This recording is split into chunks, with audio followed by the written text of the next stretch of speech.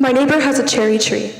Her son and I would stand on the edge and pick cherries under the mid-June sun, pool water still in our hair, cicadas serenading us, wet grass clinging to the back of our ankles, cherry pits under my tongue. Nothing romantic, but the kind of sibling-like kinship that forms when children tend to be together from a young age.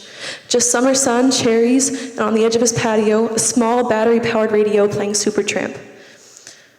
At night, we'd gather around the fire pit, my parents, his parents, the parents of our friends' houses down, laughing and drinking. We'd sit like children at Mass as they told stories, watching, with God in their eyes as they sang their tales of almost biblical adult whimsy. Once home, we'd yell out to each other from our windows and fall asleep on whatever would hold our heads. While we slept, cherries stood dormant on the branches.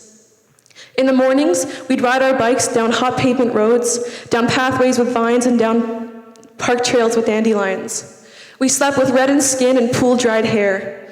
And every day we spent doing nothing and everything all at once, cherries fell and hit the ground. Day by day, night by night, fire by fire, and bike ride by bike ride, they grew black and then fell.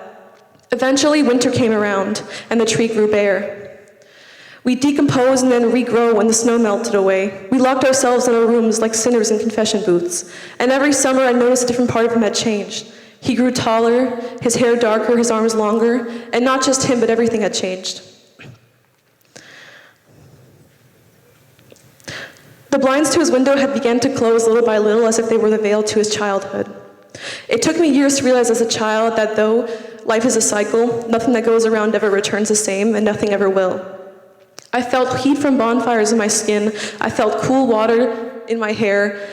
I've laughed and I've heard others laugh, and I've melted away to music, yet I long for cherries still.